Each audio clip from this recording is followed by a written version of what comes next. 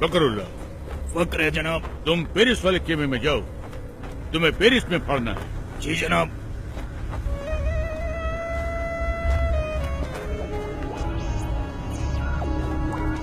फकरुल्लाह। फक्र है जनाब। तुम अमेरिका वाले खेमे में जाओ, तुमको अमेरिका में पढ़ना है। जनाब। फखरुल्लाह। फखर है जनाब।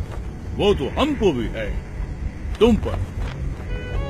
तुम हमारे साथ आओ, तुमको हिंदुस्तान में पढ़ना है। मुझे हिंदुस्तान में शहीद नहीं होना जनाब।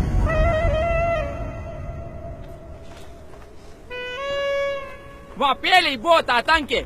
एक साथ 2 बम फट जाए तो दूसरे की खबर वही दबा देते, ताकि जनता में अखरोट पैदा न हो। अखरोट नहीं बेवकूफ,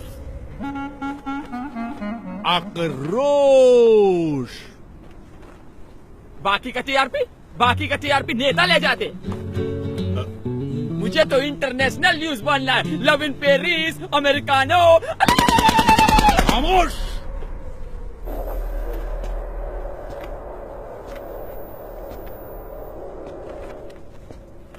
बदअक्ल, बदशक्ल, बेवकूफ, नामाकूल, गुस्ताख। इसके लिए तुझे अंग्रेजी सीखनी चाहिए थी, काफिर की औलाद। अब तुम 2 ही जगह पढ़ सकता है, या पाकिस्तान या हिंदुस्तान। हिंदुस्तान जनाब। अल्लाह, सुभान अल्लाह, बरकतुल्लाह, इंकामुल हक, अल्लाह, ओस्मा बिन लादेन, अल्लाह। आओ मेरे साथ।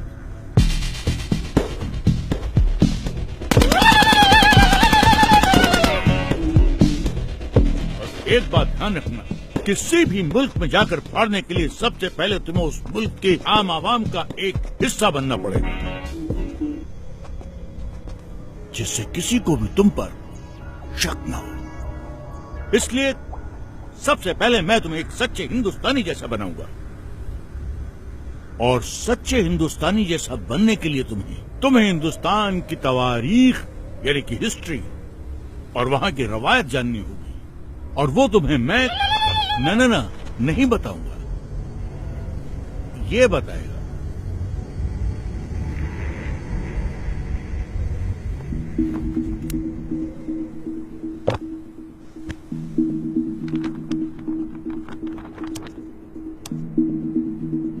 We made a tryst with destiny, and now the time comes when we shall redeem our pledge.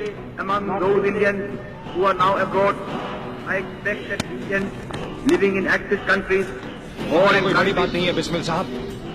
बड़ी बात तो ये है कि जिस्म से टपका हुआ एक बूंद खून आने वाली नस्ल के सारे खून में उबाला ला सकता है या नहीं। तेरी हम बन के हवा का झोंका, किस्मत वालों को मिलता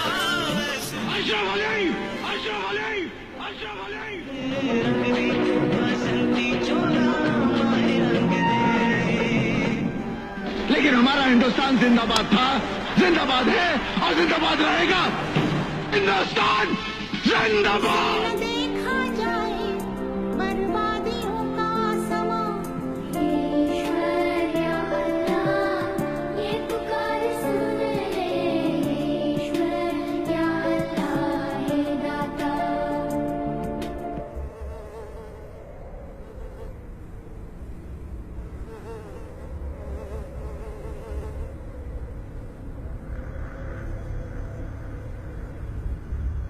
सुभान अल्लाह, अब तो एकदम हिंदुस्तानी जैसा लगता है।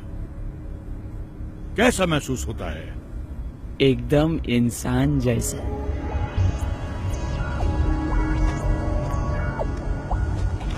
अब तू पढ़ने के लिए एकदम तैयार है।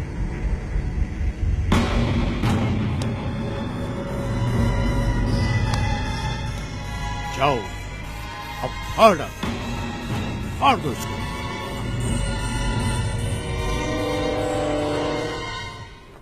15 अगस्त 1947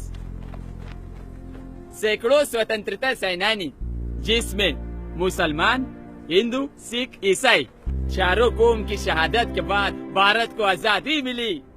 एक ही तिरंगे के नीचे खड़ा होकर हम सब ने मिलकर भारत का संविधान बनाया, जिसमें जितना अधिकार एक हिंदू को दिया, उतना ही अधिकार एक मुसलमान को, और उतना ही एक सिख और उतना ही एक ईसाई को दिया। एक ऐसा देश जो हर मजहब को जानता हो, पहचानता हो, अपना मानता हो। ऐसा देश जहाँ पर हिंदू के मंदिर की घंटियों के साथ अजान मिलकर पूरे हिंदुस्तान को एकता का पाठ पढ़ाती हो। ऐसे देश में कोई कैसे बम फाड़ सकता है? एक ऐसा देश जहाँ पर हिंदू और मुसलमान दोनों फांसी के तख्ते पर चढ़ गए हो, झूल गए हो। ऐसे देश में बम कोई कैसे फाड़ सकता है? खामोश, नामाकुल, बदबक, गडरिये की औलाद, काफिर, वापस तो हमारा बाप, हम खुद फाड़ देगा, हम खुद फोड़ेगा इसको। अरे हाँ, छोड़ दो इसको।